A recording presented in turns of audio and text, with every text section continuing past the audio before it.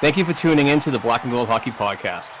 Please subscribe to our weekly Boston Bruins hockey talk on listening platforms such as Apple Podcasts, Amazon Music, Google Podcasts, iHeartRadio, Stitcher Radio, and Spotify Podcasts. We'd certainly appreciate it if you give our show a 5-star rating along with a written review. You can also subscribe to our official YouTube channel for a video version of our weekly program. If you'd like to support our show financially, please go to our blackandgoldhockey.com website and click on our affiliated Fanatics banner before shopping online. Another way to financially support our weekly program is to become a Patreon member to be eligible for weekly Boston hockey prizes and monthly Boston Bruins hand-signed jersey giveaways. Please go to patreon.com/blackandgoldhockeypodcast and donate just $1 per episode. Many thanks for the continued support and enjoy the show.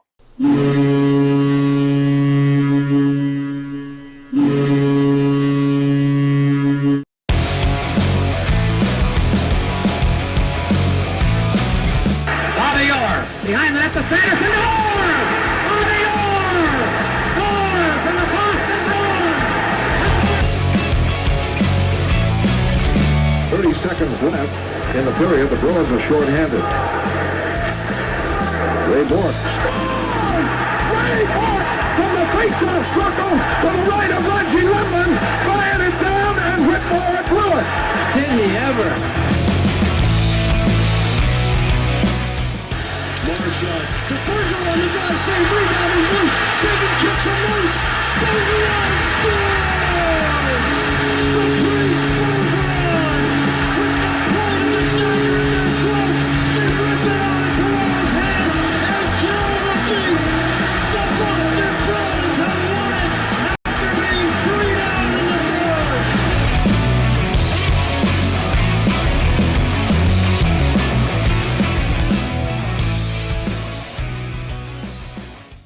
And this episode, number 332 of the Black and Gold Hockey Podcast, is brought to you by FanDuel.com, the exclusive wagering partner of the CLNS Media Network. You can sign up right now at FanDuel.com/Boston and claim your no-sweat first bet for $1,000. Here we are on Memorial Day weekend. What a beautiful one it is here. Of course, probably where Grace is. I think every day is a beautiful day. Joined as always by Grace Roberts and Mark Allred. How's everybody doing today? Doing awesome. Feeling great. Ready to talk some Bruins, even though it's a little bit of a sad time, and ready to watch the Celtics tonight. So it's still a good day for Boston sports, I've decided. Yeah, I'm doing good. Vacation is officially over as of today, so back to work tomorrow. It was a good one. It was a rough one, let me tell you. A lot of alcohol and barbecue has been consumed. And yesterday, we were supposed to record yesterday. I just was not feeling well at all. Everything caught up to me, so we're doing it a day late. Sorry, and to the listeners that were, hopefully you're not working today, but hopefully you'll listen to us tomorrow morning on the way to work or during work or whatever. But we are back and talking bees, as little as news as out there, but still great to get along every week with these two Bruins fans and Steve and Grace. But yeah, good weekend so far. Good. And happy Memorial Day to all out there that serve and protect our country and who have passed on from doing so. That means a lot to me and my family, and I'm sure it does to everybody else on this panel as well. So thoughts go out to the people that currently serve and the ones that have served. Yeah, absolutely. Amen. And I hope everybody keeps that in mind as they're out there barbecuing, drinking, listening to country music, whatever it is you're listening to. Just keep that in the back of your mind. My son is currently on the back of a town dump truck going through the local parade. So that's exciting. He's all pumped up about that. So nice. Yeah, it's a nice time of the year. Official kickoff to summer, which is fantastic. And, you know, as summertime gets closer, usually that brings on, we get closer and closer to the Stanley Cup Finals. And, you know, before we get into the Bruins stuff, here are the Florida Panthers. Somebody mentioned to me that this is 3 out of 4 years where the President's Trophy winner has won the Stanley Cup the year after they won the President's Cup. So if you're looking for a little silver lining there, Bruins fans, there you have it. I guess just real quick around the panel here, do you think 3 teams left. Does anybody think that the Panthers can take down Vegas or Dallas, or is this they running out of luck here? What do you guys think about the finals coming up? I think. Yeah, you go. I think Florida is going to take it all. I number one. I was pulling for Dallas because Dallas hasn't won in a while. I like the teams that don't win all the time, especially when the Bruins are out of it. Then it's just like it's a crapshoot for me. But I like the way the Florida Panthers have played since the first round. They really bought into playing accustomed to any style that they're seeing as they rise through these playoffs, and now they're in the Stanley Cup Finals, and it's good on them, the coaching staff and ownership and so on. But if it comes down to it, I do want to see the Florida Panthers just absolutely stomp all over the Vegas Golden Knights because, again, this week I'm going to say I am not ready for the narrative or the continued narrative of, we should have kept Bruce Cassidy. We let the wrong one go. It's so stupid. And it's just gaining traction and so on, and it's just going to gain more traction if that guy wins the cup. So I just don't want to see that happening, so go Florida Panthers. Yeah, what about you, Grace? Yeah, I honestly, up until like the other day, I would have said I think the Knights have a really good chance, but suddenly I don't think they're going to have trouble getting past Dallas. I think they're going to. And I love the idea that a team that has never won could win. That's cool, but I don't know. They just haven't looked good their last few games against Dallas, not the way they were looking before that. So I don't see them getting past the Panthers. I don't see anybody doing it. I mean, obviously this has been a really unpredictable sequence of events, and I don't love any of these teams, and there's a reason for each of them why I don't want them to win, but I definitely, maybe it'll take the sting out a little bit extra for me if the Florida Panthers win, and then it's like, all right, fine, the people who won the Stanley Cup, they beat us, and also because then maybe then that's a thing that whoever won the President's Trophy the year before is gonna win the Stanley Cup. So then next year it'll be our turn. That's what I think. Yeah, I get that's I love those numbers when I saw them. My only concern for Florida is this too much time off, and they have one of the streakiest goaltenders in the league, and he's hot. And if I'm Bobrovsky, I want to get back in there. I don't want to take 4 or 5 days off. So, I think a lot of this is going to come down to goaltending. Even though he's a former Springfield Falcon, I don't really believe in Aiden Hill. I still think Dallas probably has the best consistent goaltender in the whole thing, although I don't want Jamie Benn to win because I just think that he's like Corey Perry. The later he gets in this career, the more of a D-bag he becomes. And I like Vegas because, again, local ties, Jonathan Marchessault, one of my favorite Springfield players of all time, just a great freaking dude. But yeah, no, I'm with Grace. I need the sting taken out a little bit, which I think is why I'm pulling for Florida. I think it's a great story. Vegas will fill their building no matter what. Dallas probably will too.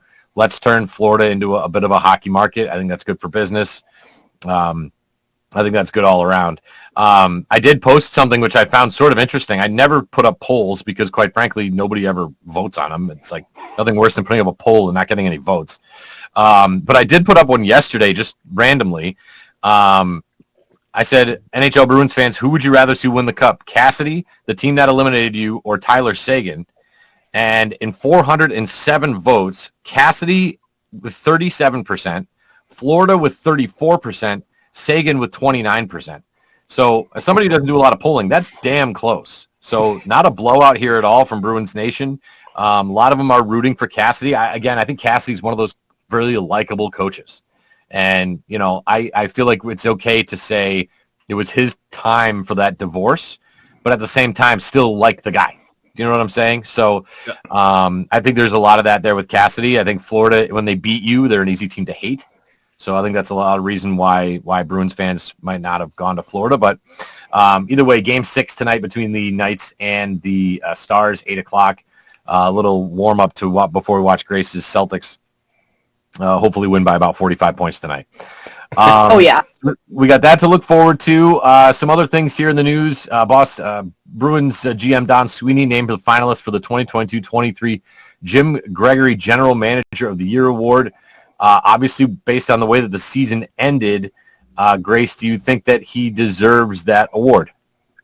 I don't know. There were a lot of criticisms that were really valid at the beginning of the season. I think that he sort of got through that.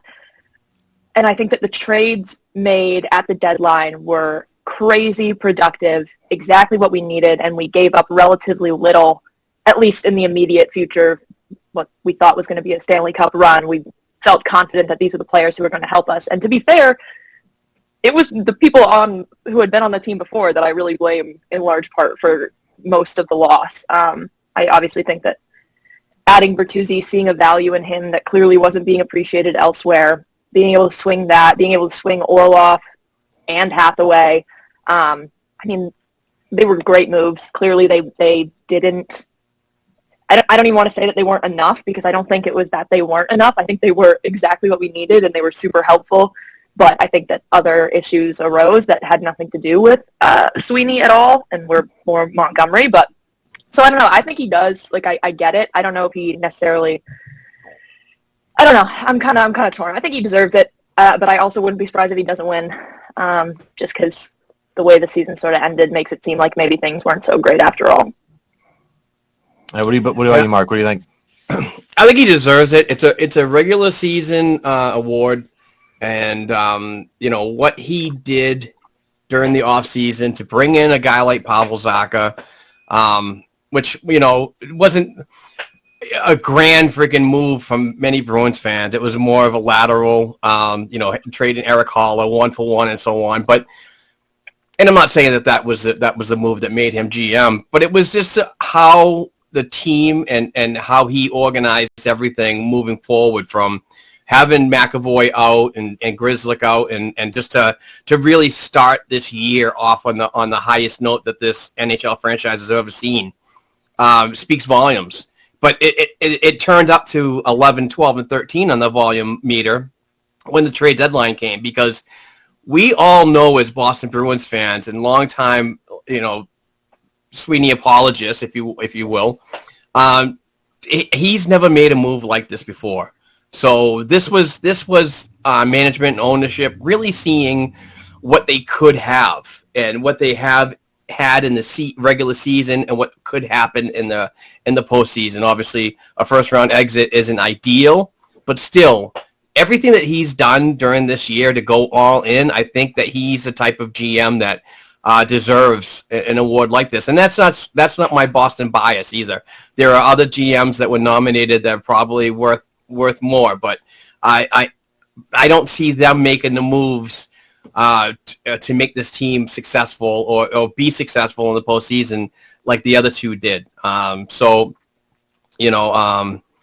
end of the season press conference with management and ownership, they collectively said that we're going behind doors and we're pointing fingers at each other and so on. So I really do not see Don Sweeney being the fall guy or any of Bruins management or ownership. They did what they had to do. Ultimately, I'm going to echo on what Grace said. It was the failure. It was the failure of the players. It was just you had everything on a plate, but it was them and maybe even the coaching just didn't jive together to make things happen. Yeah, I mean, we look at the GM in Florida, who was obviously getting a lot of talk, and really outside of you'd say, well, they only really made one trade, and it was for Matthew to Tkachuk, and it's like, well, that really freaking worked, right? So it's like, I do give Sweeney credit, because I don't think, I can't remember the last time they were just giving up first-round picks at the deadline for talent, and it was always getting bits and pieces, and that's what we thought this year. We said, well, we'll just get, we'll just get a little, ancillary minor pieces, and then you come back with a top 4 defenseman and a top 6 forward that you invested in. But like you guys said, it's not, Don Sweeney did not lose in the first round of the Florida Panthers. The players did and the coaching did. And that to me is not on him. And I think that the further we get from 2015, which we all know was a disaster, although here's Jake DeBrusk, the further we get from that, the further we're realizing that everybody has oopsies every now and then. And that was a massive oopsie by Don Sweeney. But I think we're to the point now, almost 10 years away from that, where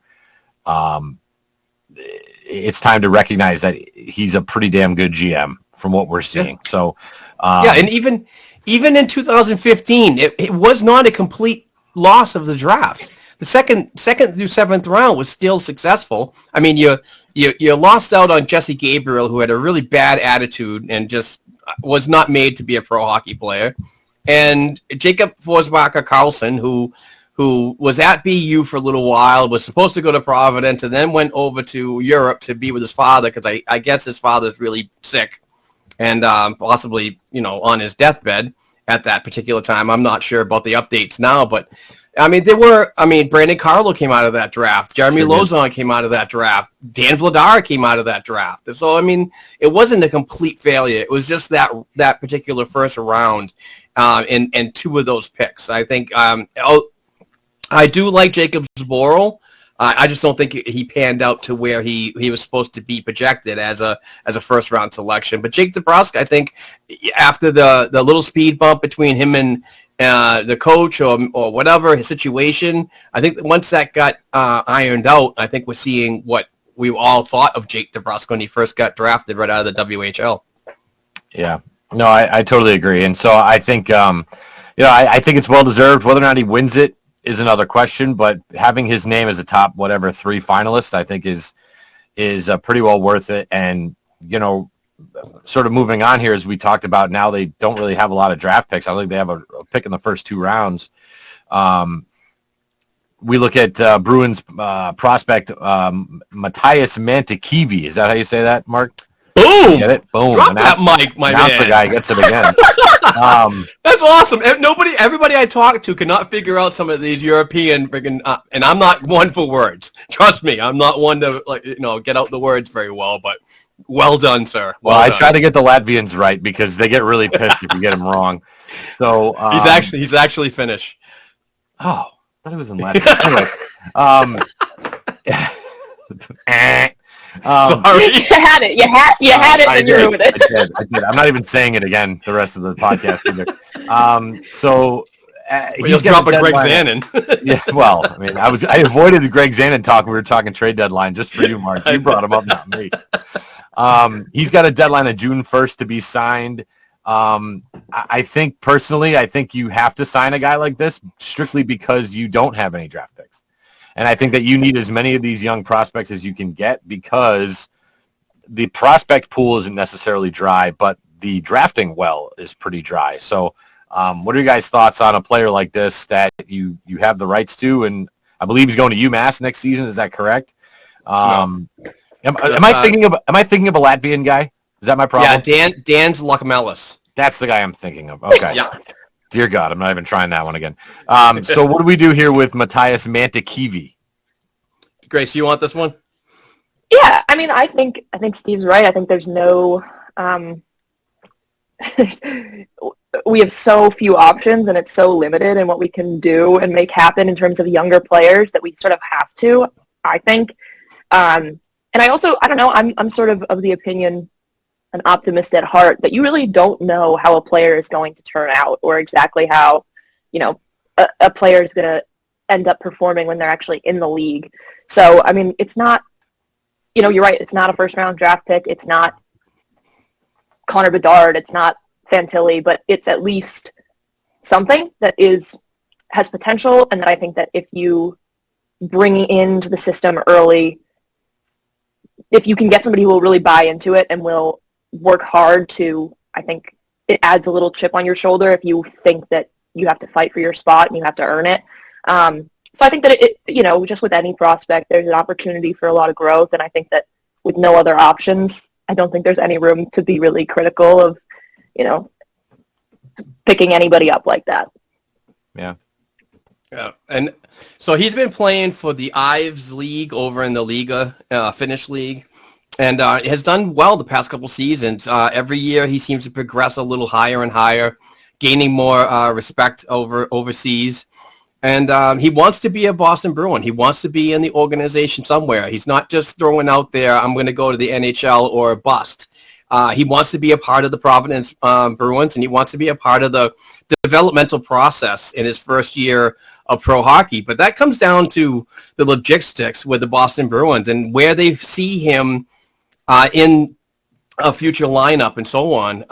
But I really think that if they let him walk, now let me just iron this out. I'm not saying this guy is a 50 goal scorer over in the Finnish league, and he's going to be top 6 minutes in the NHL anytime soon. But these are the types of players in the bottom 6 that the Boston Bruins have developed very well.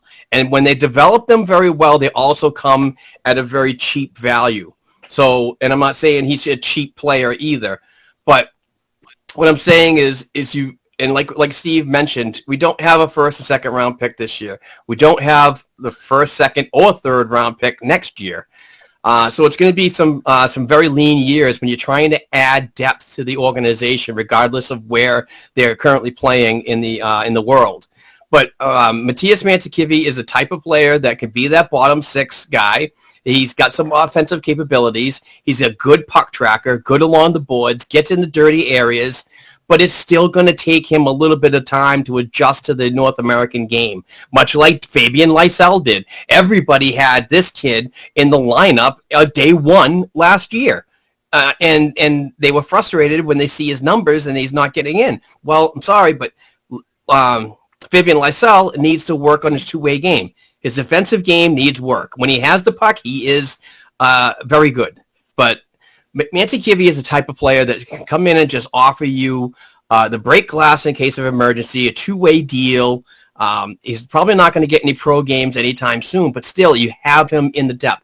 He kind of reminds me of a smaller Uno Kapanen, a really good penalty killer. With, like I said, with some offensive capabilities, and he's a good forechecker and so on. I say give him a chance. It's really a low risk, high reward type of scenario, and I really don't understand why, with so many contracts that the Boston Bruins have right now. As I look on to Puckpedia.com, the contracts right now are 28 of 50. So I think as free agency comes closer and the draft comes closer, I think that number is going to get a little higher to the 50, but I think there's still a little bit of availability for a player like him to get involved. I just don't understand why the Bruins are waiting so long to get this type of deal done. Yeah, 12 points in 12 playoff games. That's sort of the number I look at more. I mean, he had 33 points in 60 games in the regular season, but 12 and 12 in the playoffs to me is a nice sign. It's a good number. That means that he's playing a lot and he's producing. So, yeah, I get concerned that we've seen so many of these guys come over. You know, if we can go to, Petteri Nokalainen and up and down the list of these guys that are kind of tweeners. And, even I look at Jacob Lauko, it's like either use them or lose them. But like, Uno Kapanen, use them or lose them. Like they come over and they sit in Providence, and then before you know it, they're playing in, again, they're playing in Latvia, or they're playing for the Manitoba Mooseheads. So, but I like you said, I think you got to load up on these guys, college free agents. That's going to be the way that they sort of run their operations for the next couple of years, just because the draft picks are so slim, unless you start making some trades. Now, we have heard this rumor, sort of narrative floating around that Marchand could be traded. Could be an asset at least. 2 full seasons under contract at 6.1 AAV. So at this point, the contract actually looks pretty nice if you're if you're looking to acquire a player like that.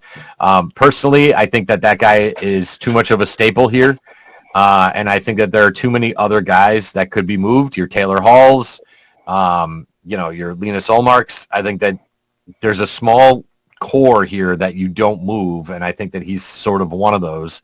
What are your thoughts on this, Mark, and some of the things that you've heard regarding I mean, it's just a narrative that's basically going out on Twitter and so on, and the social media. And I don't know if I'm buying it completely. And also to touch on your thought of maybe Taylor Hall being available, and I understand that salary cap needs to be shed to be compliant before next season, and I already know that with $4.5 million in the hole due to the contracts of Patrice Bergeron and David Krejci last year on their one-year deals to come back. But I don't think that the Bruins would be wise to move any of the forwards that are currently under contract for the upcoming season, just for the pure fact is that they're the most experienced on here, and we don't know how the salary cap's going to work and how they're going to manage it. So I think by having as many veterans as possible, I'm not saying bringing the band back together, but as many veterans as possible on the team is good because it looks like to save those salary cap funds, you might have to, promote some younger players from Providence as well who are on cap-friendly AAVs. So you want to have that leadership there. We can't go all young. I mean, as much as I'd love to, we can't go all young. You got to have a mixture of vets and so on. But I think Marchand's got more to give. I think this year he played well with double hip surgery. Yeah, and hurt. Right. I think that, and I think the summer, I think is going to, just increase that, the healing process and so on. Because I've said several times on this podcast, when somebody has a hip surgery or double hip surgery, never mind, it really takes a full year to be healthy, and that's off the ice. That's not doing anything. So with him on the ice, he's pretty much operating at 80%. Hopefully this whole offseason gives you the opportunity to get to 100% and come back in and kind of be that leader on the ice and off the ice, regardless if one of our best leaders in the franchise history is back or gone. I think that he's pretty much the next guy that's in that line of, this is how we preach our system. This is our culture, So I don't see that happening, but who knows? Don Sweeney did say that this team's going to look awfully different next year. Yeah. Yeah, and real quick, Grace, it's almost like silver lining that you didn't have a long playoff run, because for a guy like Marchand, recovering, these extra months of not playing are actually going to help his healing process. But what are your thoughts on moving the possibility of moving Marchand, Grace?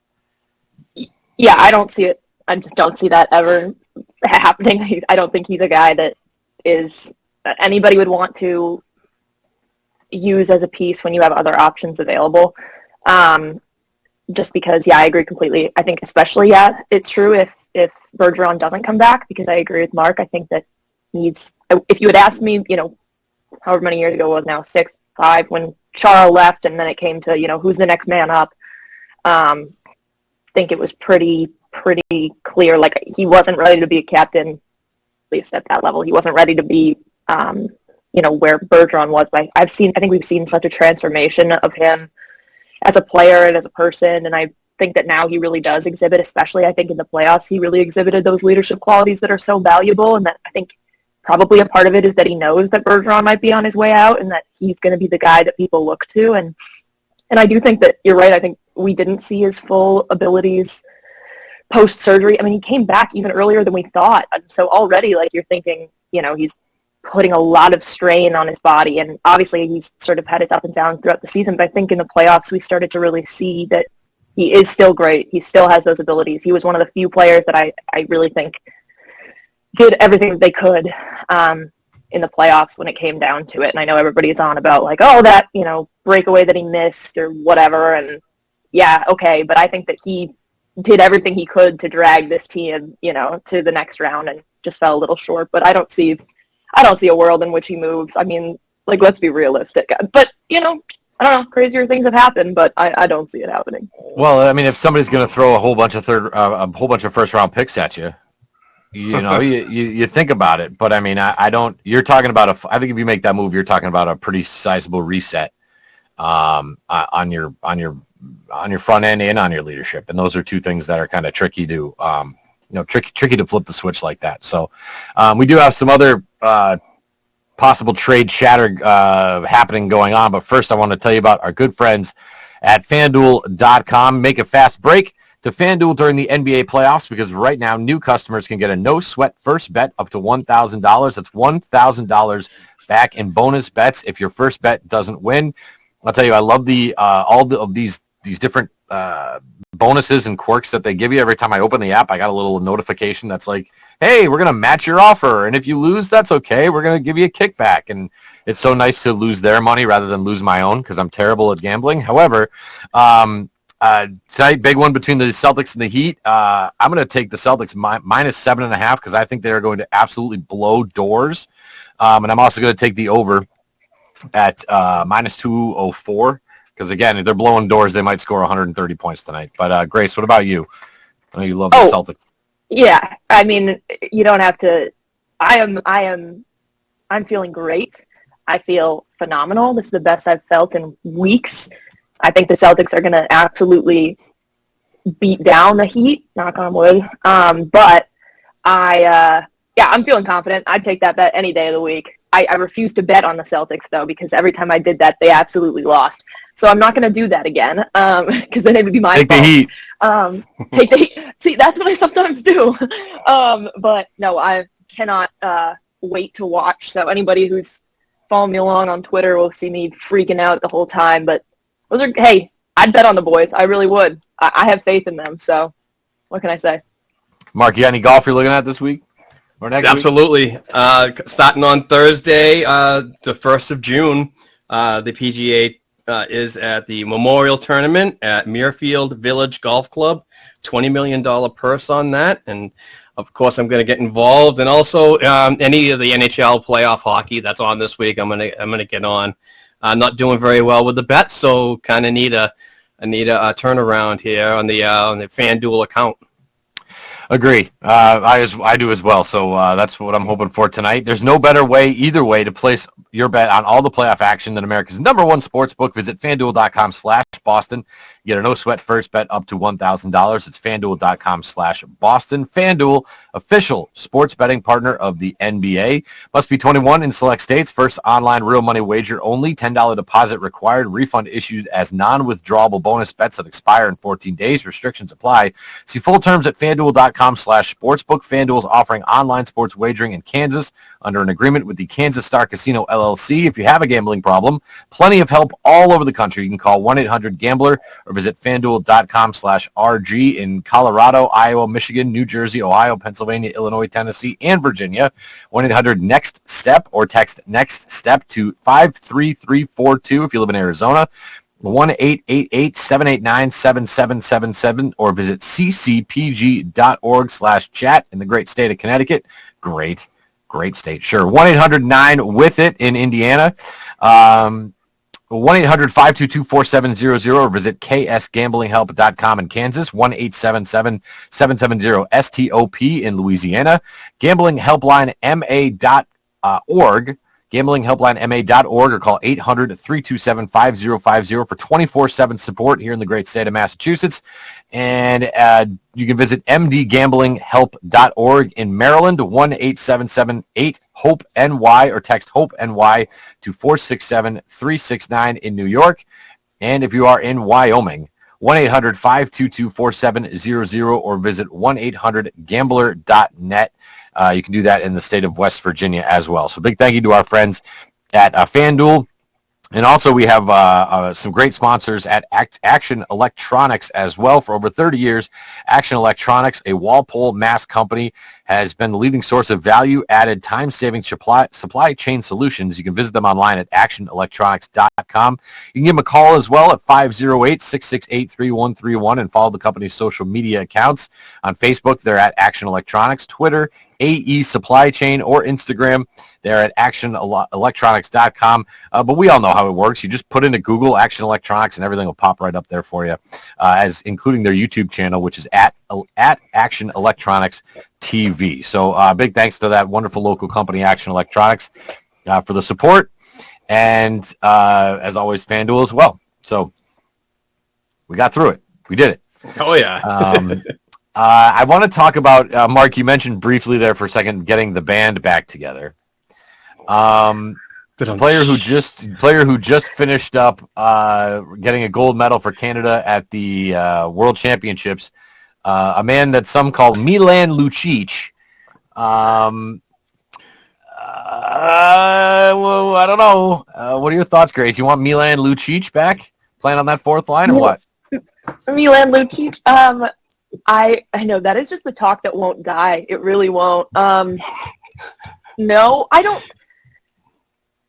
know. I guess no. I don't really have a good answer because on the one hand, I'm like, I think he'll be a cheap option. But also, I don't really see that as like much of an addition. Not that I don't think that Lucic is great and was great always playing for us, but is he really filling any role that we desperately need? I mean, granted, if we drop off, certain players, I mean, I don't know. There are some people on Twitter who are really, really into the idea, and then there are people on Twitter who are so out on the idea that I think they'll stop cheering for the Bruins if he comes back. But I don't know. I don't know. I'm fine either way, I guess, as long as there's something productive that comes out of it. Either we're saving a ton of money for it, or we're, I don't know. I say no. I don't want him back. He can go somewhere else. But I do love him. He's a great player, What about you, Mark? I'm out on this narrative. I get the nostalgia theory of it, and I think that what happened in the playoffs is something that a lot of people see, and we need toughness and so on. You know what? If Lucic can put in 30 goals and 120 penalty minutes, I'm all for it. But I'm not for a player anymore that is just, his notoriety is just a beaten ass. I don't like the goon idea. I don't like the enforcer idea. I think that the Boston Bruins do have some complementary pieces that can fill that physicality and at a higher level of speed. I think Milan has slowed way down. And even like Grace said that, it's going to be a cheaper deal because he is coming off of a $6 million deal with Calgary. And he'll probably get a vet minimum. But I think even those minimum funds should be allocated to what you need to do moving forward. Now, if this was a rebuilding team with a bunch of rookies on it and you needed a guy like that, I would absolutely bring him in for a year, see how it goes.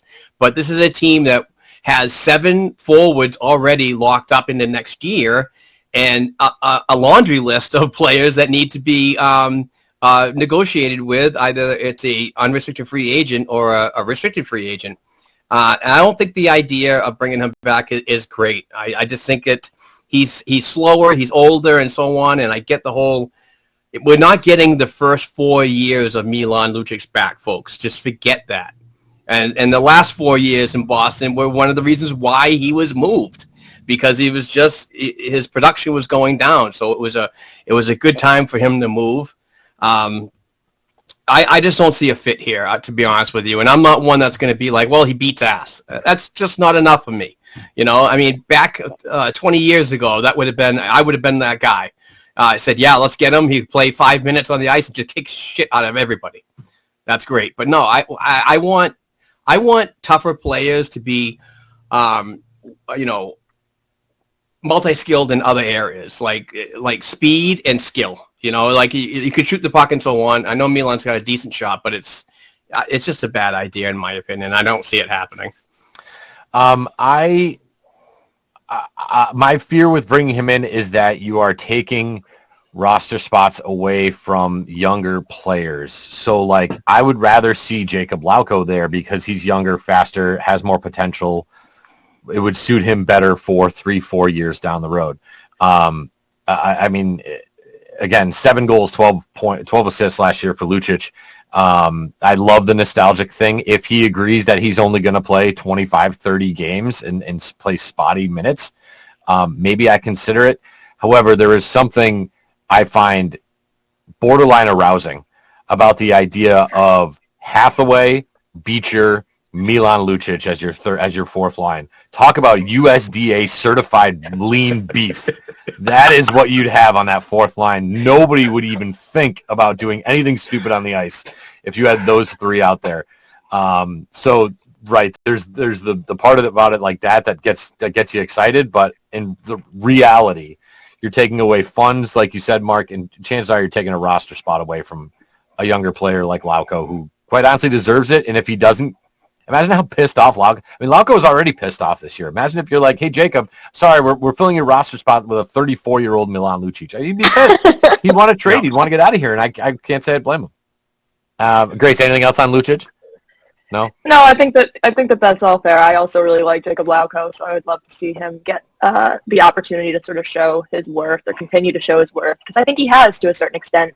Maybe not as much as I think he is capable of. You're right, probably some of that frustration about going down, but I don't know. I think that it's just a safer, cheaper, better option and looks better in 3-4 years time. So, but you're right, that line does sound very electric. A Beecher in the middle with a Hathaway and a Lucci. I was just gonna. I wish I had words than I use. Yeah, I wish I had a soundboard because I was going to put the boing up there when she said grade 8 certified beef and aroused and all that. I was like, holy shit, where are we going now? It's getting hot in here all of a sudden. All right, so one more possible return that you brought up, Mark, that I find this one actually a little bit more interesting and possibly a little bit more realistic. A guy that had 27 games, a 2.91 goals against, 895 save percentage. If you are going to move Allmark, which I think they should, do we think about bringing back a guy like Dan Vladar, who's making $2 million and has 2 years remaining on his current contract with Calgary? I like the idea. Just for the fact is that Vladar was a 2015 third-round pick by the Boston Bruins. He knows the goaltending. In that draft. Exactly. And he knows the goaltending coaches. He knows Dunham. He knows Asenza. He knows the organization. He knows many players here. And I'm not saying that Allmark to Calgary is an option. What I'm saying is if Allmark is moved to any of the 31 teams in the league, that frees up a little bit of, $5 million on the AAV. But if the Boston Bruins don't want to go with the rookie route of Brandon Bussey, in his rookie, basically his NHL rookie season as a backup, and they want to go with experience, a little bit of experience, I would honestly look at Calgary, talk to new Calgary Flames GM Craig Conroy, see if there's a deal that can be worked out, because the Boston Bruins still have this year's third-round pick, and that could be moved. That could be in play if you want to move that and maybe a sweetener. I'm not sure if Mike Riley is going to move the needle. I'm not sure if anybody else that they're trying to stash down in Providence is going to move the needle, because they're not playing consistent time in the NHL, and their AAV is kind of ridiculous. Like, I was looking at Puckpedia this morning, prepping up for the show, and believe it or not, Mike Riley's real money is going to be $4 million. That is $1 million up from last year on his AAV. So his AAV is still going to be 3-something, but in real money, he's going to get $1 more million. So I'm not sure if that's going to be an attractive sweetener per se. But what could be is somebody that's currently under contract that is close to the July 1st free agency that might be traded along to Calgary and have Craig Conroy and his staff negotiate a contract, before free agency. I could see that happening. But I just like the idea of bringing Vladar back. I know he's worked with Jeremy Swayman before. Hopefully the goalie hug does not happen if this happens. I'm really sick of that. I'm done with the goalie hug. We need to move on to the traditional headbutt and a pat on the ass. You have no soul, Mark. You're damn right I don't. Come on. No, I don't endorse that opinion. I don't. I know. But I just see this being a really good move. I really do not want to take any chances on bringing back a guy like Keith Kincaid or anybody like that. I want to get it a little bit younger, but also I think that Dan can offer something that he couldn't in Calgary, and obviously that's a better core out front and a defenseman and a better support system, around the crease. And that would be purely as a backup. I think that Jeremy Swayman's been in the league long enough that he could take the 1A role and play 50 games, and then possibly give a guy like Vladar, who has a little bit of tenure in the league, 30, 32 games. So, and I think that they work well, even if you had to do a tandem in the playoffs. Who knows? But I just like the idea of the familiarity that both sides have in a deal like this. And there's probably going to be goaltenders out there that are much better than that. But the reason why I brought this up, and I'm also writing an article on the blackandgoldhockey.com website about this, is Dustin Wolf is a really good young goaltender. And right now, he is primarily playing in the American Hockey League. He's on an entry-level contract, so he can go up and down. But Greg Conroy has said several times, the GM of the Flames, that this kid needs to play, and he needs to play consistently. So I honestly think that Dan Vladar is going to be the one that's going to be pushed out of the Flames organization, because they currently have Jacob Markstrom, who's currently has 3 years remaining on his contract at $6 million. That contract is not going to be easy to move for a new GM. I don't know who else is going to bite on that, but unfortunately, I just see that Vladar is going to be the one that's forced out, and I think that the Boston Bruins should take a flyer on it. At least make a call on it. Yeah. At least entertain the idea. I mean, the $2 million, it's actually $2.2 million, but still, I think that if you can get, and we'll talk about contracts later, but if you can get Vladar at 2.2 and possibly Jeremy Swayman at 2.5, you're still under $5 million, just as you were last season and the year before that with Allmark and Swayman. So more of the funds are not going to go to the goaltending aspect of it. It's going to go to where you actually need to address these issues. Yeah, Grace, you want Dan Vladar back? I honestly, I mean, there are no good options. I mean, no, you wish. I, unlike Mark, have a heart and a soul and want Jeremy Swayman and Linus Ullmark to be together and continue to do the goalie hug. But it hurts to say that, like, it makes sense to get rid of Ullmark, because I'm still so pissed. I feel like there was such wasted potential in the playoffs not using them both. And so I'm super frustrated. And the part of me is like, give it another go, because now we know, like, let's make it work. It's okay. But I just think it's so much.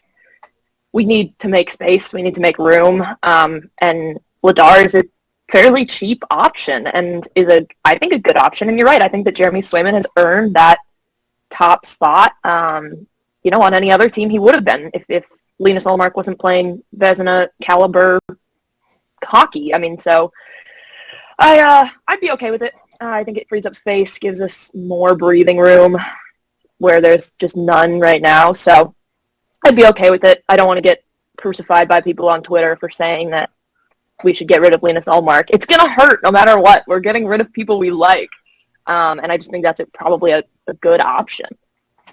Trust me, you're safe. I'm the one that doesn't like the goalie hug, so I'm the one that's going to be attacked. I'm going to attack you on Twitter.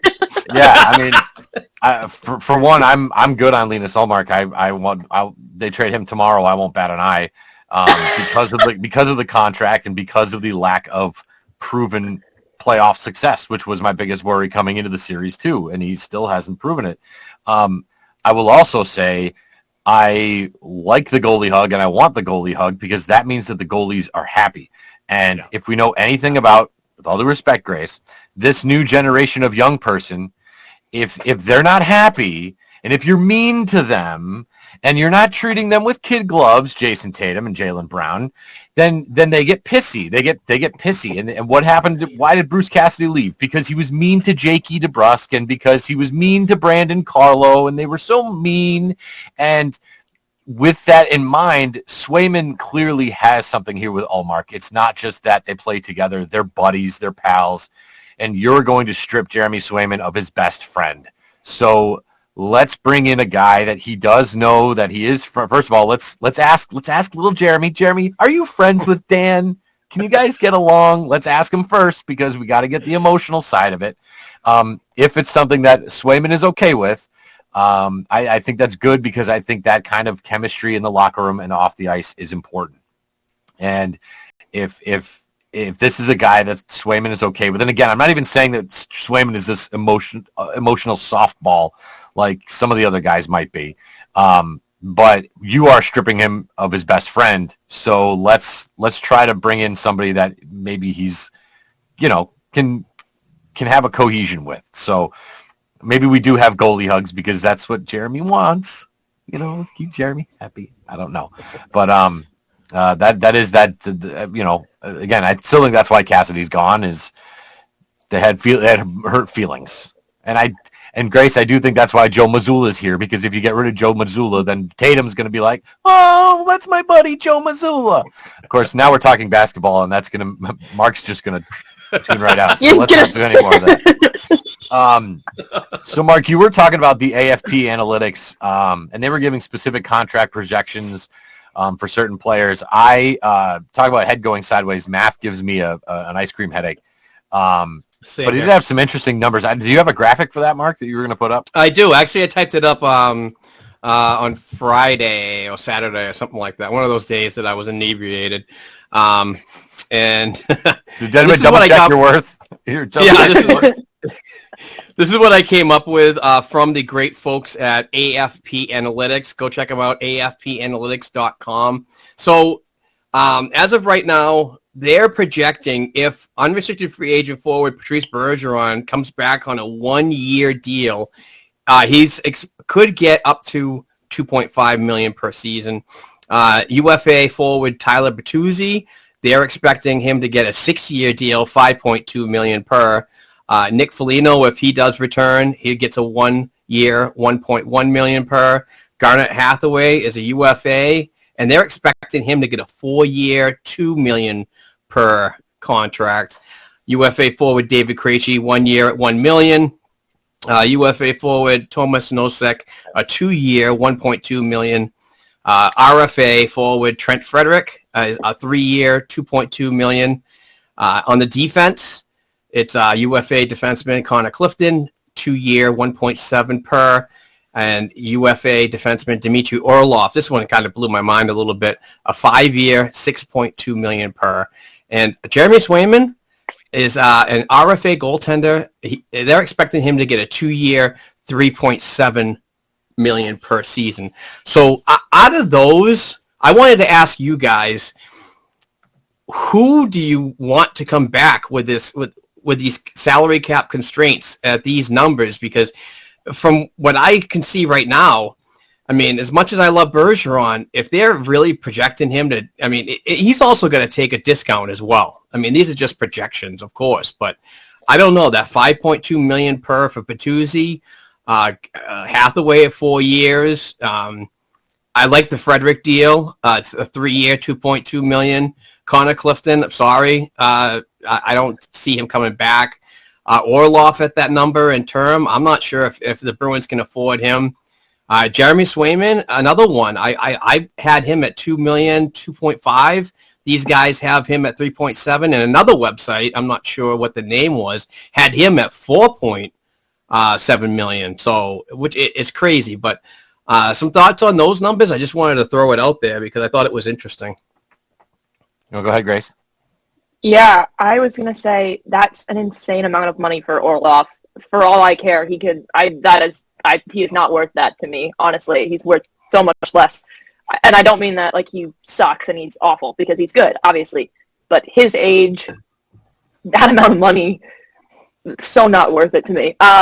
So that's one that's immediately out. I want Bertuzzi so bad, but that's also an insane amount of money. I love the Frederick deal. The Swayman one, that does also surprise me. That seems high to me. I would like to keep Hathaway, but 4-year, $2 million is sort of it's not the worst thing I've ever heard. I don't know if I would do it. But yeah, and in terms of like the Cliftons, the Noseks, that's high for Bergeron. I agree as well. But at least like those players that were sort of not fringe players, like they clearly got minutes and they were important to the team's success, but who are not, nobody's putting Nosek up for the Hart. Like that's just not, what's happening. So those sort of fringe ones, maybe those are easy ones that we can strip and get rid of that and make room and not take those on. But I don't know. To keep the individuals we added at the trade deadline, those are expensive projections. That's a lot of money. And as much as I want to keep all of them, like that's just, there's no realm of possibility where that happens. So I don't know. I don't love a lot of those for us and our terrible space issue. But I don't know. Some of them aren't so bad. I agree. The Frederick one I'd do in a heartbeat. I really like Trent Frederick. I hope he sticks around. So at least that one I'm for. Yeah, I mean, we got to remember, it only takes one stupid GM to overpay, right? And like, I think that a lot of these are either overpayments or underpayments. I mean, Connor Clifton's going to get more than 1.7. Somebody out there is going to offer that guy more than 1.7. Somebody out there might be dumb enough to give Dmitry Orlov $7 million. It might not be a 5-year deal. It might be a $2 or $3 million deal, but somebody's going to do it. You know, when you look at guys like Foligno and Nosek, I mean, I would rather save the $2.3 million and go with Beechers and Laukos and Kopanins, and like that's why we have these guys. So, Yep. You know, I don't want to pay Thomas Nosek 1.2 for 2 years. I don't want to do it. I really don't want to pay David Krejci another $1 million for 1 year. I don't want to do that. I want more. I want more Frederick and Charlie Coyle and more Pavel Zacha than I do another year of David Krejci. I do. So, you know, I don't even mind Hathaway for a 4-year. I would rather have length with him than money. I mean, I just keep that one position, that fourth line right winger there for the next 4 years. I like that idea. But no, if I'm spending money, I would rather be saving that money on Nosek, Clifton, Orlov, Foligno. Let's take all that money, pool it together, and pay Tyler Bertuzzi. Like that's what I would rather do. And you know, again, Frederick. If I'm Frederick, I want more than $2.2 million. I mean, that seems low. And I know he's an RFA, but he can hold out, and you know, he can go that route. You know, arbitration and stuff like that. I mean, I would do that if I was him. So I don't know. It is interesting, and I know you guys. And again, money to me, I can't wrap my head around it. My wife pays our bills because I can't do it. But you know, Swayman at 4 to me sounds legit. I mean, you're number one goalie for $4 million. That's not that doesn't seem to break the bank for me. But you guys seem to think it's an overpayment. Yeah, and a little bit. He's coming out of his entry-level contract. He hasn't won a Stanley Cup playoff round yet. So there's questions with him as well on how he can play during the pressure, because we've only seen him a couple times in the past 2 years. But going back to the numbers, and I know the migraine's coming, Steve, but the Bruins currently have $38.1 million in forward contracts, $30 million in defensive contracts, and $5 million in Linus Ullmark's contract committed to the upcoming 2023-24 regular season. That, in my Amesbury math, which is never trusted, that's $73.1 million with about $10.4 million to consider with the 10 contracts that Sweeney and Evan Gold have to mastermind to be compliant by next year. So 10.4 minus 4.5, we are not left with a lot to even bring back guys at some of these numbers. These projections are going. Like, to me, I don't know. I'm going to get hammered for this because the goalie hug, I'm going to get hammered. I know that. But this one makes me wonder if Jeremy Swayman and his camp are coming out swinging. I don't know if Ullmark is the right guy to go now. You know, so if Jeremy Swayman comes out and says and his obviously his staff that he has, his agent and so on, they say we want $5 million for 2 years. That's going to put the Bruins in a very awkward situation. You know, and I think that those negotiations are probably going to happen after the July 1st. So the draft is now gone. You can't move him for capital unless you move him for capital the next summer. So we're not really doing anything with that this year when we actually need to find a way to make moves and get back into like at least the second round of the draft. I'm not saying the first round, but I think that Jeremy Swayman is the type of guy with a sweetener that could bring you back into that first round. That's just my opinion, though. But there's a lot of different projections on these websites that have me just thinking, like, you know, like I said, I'm not the math guy, but still, it's like with all the things that Evan Gold and Sweeney have to do this summer, just some things don't make sense at all to even retain. It's like like, I'm not on board with bringing Nosek back. I'm not on board with bringing Krejci back or anything like that. Bergeron, that's your ultimate leader.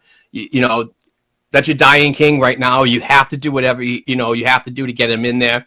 But also, I'm still on board with, if he tells you he's hurt, don't play him. Right. That's it. Right. Stop playing injured players. I'm Right. freaking tired of that. We need to learn a lesson this year, this offseason. This is the lesson time. And next time somebody says, I have half an arm, I can still go out there. That's when you say no. You know what I mean? So. Yeah. No, I think it would be just nice for Swayman, for them to finally say, we're done dicking around with the goaltenders. We're not bringing back Tuukka Rask for, we're not doing a song and dance with it. You're the guy. You're the guy. Yeah. Here's you're the guy money. Do you know what I'm saying? Yeah. Let's pay you like you're the guy, because you're the guy and you're going. And if it doesn't work out, it doesn't work out. But at least you are showing that you're ready to make a guy the guy, as opposed to this other stuff. It's also a confidence builder for him. That lies trust in between the organization and the player. Well said. Yeah, interesting. Well, we do have, don't forget, we do have a listener hotline as well, 978-504-2727. You can also hit up any of us on social media, hashtag AskBNG. And since it is the last episode of the month of May, we are giving away a jersey courtesy of our Patreon account, which, of course, you can look us up and have an opportunity to win some pretty cool stuff. We are giving away a sweet jersey that has been spell checked. We do know that the last name is spelled correctly. And Mark, what do you have for us with that? Grizzlick, I think it's all. See the G and the Z. It's all set. This is a Matt Grizzlick hand-signed jersey from Boston Sports and Music Memorabilia, our friend over there at Bruce Sullivan, where I buy all these jerseys. So the Patreon account is $1 per episode, and this jersey goes to my friend Casey out in California. So congratulations, Casey, on winning this tremendous jersey, hand-signed and fully authenticated by JSA. So it's $1 per episode, and we take half of that dollar, pay the bills here at the BNG Sports Media Company, but we also take the other half and buy in those jerseys. And another reminder that the jerseys are just going to get better. Not saying anything bad about Matt Grizzlick, but for June, it's Adam McQuaid, So get involved in this, and then July, it's Sean Thornton, one of the biggest badasses in Boston history. So fully, they're hand signed, they're totally legit. And how could you go wrong with just $1 per episode? We're going to record probably 4 episodes a month, maybe 6, who knows? Might be some bonus episodes in there and so on, but still, it's a small investment to spice up the fan cave, because you don't want that bleed green. You don't want the Red Sox. You don't want the stupid Patriots. You want black and gold. You want to impress your friends? Black and gold, everything. Go outside and black and gold your house. Put the trim white, black shutters, gold windows, what else? My mouse is Patriots. So, no, I'm kidding about the other sports. Not really, but still. But sign up. Sign up. It's really easy to do, and it helps us out, and it helps you out. And we love giving away some really cool stuff, too. Well, this is great. I mean, considering that it's the off season and there's not always, sometimes you got to, dig for stuff to talk about, but this was great. I don't think we dug too hard. I think we covered a lot of ground and a little bit of optimism for Bruins fans out there. I think there's a lot to look forward to the next year or so. And again, let's go Florida Panthers, just to keep those, that weird looking Madden cover-esque curse alive. Hopefully next year will be the year. And, of course, as always, big thank you to FanDuel.com, the official sponsor of the Black and Gold Hockey Podcast. Remember, at FanDuel.com/Boston, you can sign up and claim your no-sweat first bet for $1,000. So big thank you to FanDuel. Grace, Mark, this has been a blast. Grace, stay away from the fleas as best you can. Jesus. I want to have to keep I'll try. Flea bag out there, but Mark, thanks again. Happy Memorial Day as well to everybody out there. We really appreciate your service, and all those that have served and aren't with us anymore. We greatly appreciate all they've done for us to be able to do this, quite frankly. Yep, absolutely. We'll be back next week. We'll be digging some more topics up. I'm sure I'll be busy all week. So, we're going to be doing these every week to help our fans and listeners pass the time of this long-ass off season. And, hopefully that these provide a little bit of closure between now and October. But, no, it's great working with you both. Thoroughly impressed with the addition of Grace and the many places that she reports from. So, so I'm looking forward to many more weeks like this of optimistic Bruins thoughts. And who knows where Grace will be broadcasting from tomorrow or next week? We'll have no idea. It could be the roof. Oh, it's a surprise every time. It's so fun, Could be the. Yeah, I'm betting that you're going to be at Muirfield Golf Course next weekend. Awesome. That'd be kind of cool. What happens? Who knows?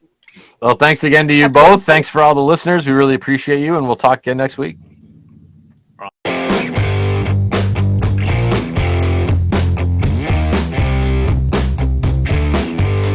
Thanks again for tuning in and supporting this week's episode of the Black and Gold Hockey Podcast. Please give the show a 5-star rating and write a review on listening platforms such as Apple Podcasts and Spotify Podcasts. If you'd like to contact the show for advertising opportunities or to send us a question or topic idea we should be discussing, please send us an email to blackandgoldproductionsllc@gmail.com. Don't forget to share our program on your social media platforms with other hockey fans and follow our Twitter accounts at Black and Gold Pod, at BNG Productions, at Black and Gold 277, and at Kevin_O'Keefe89. Also, please don't forget to check out our official blackandgoldhockey.com website where we cover the Bruins organization from the NHL level down to the prospects worldwide. Peace out.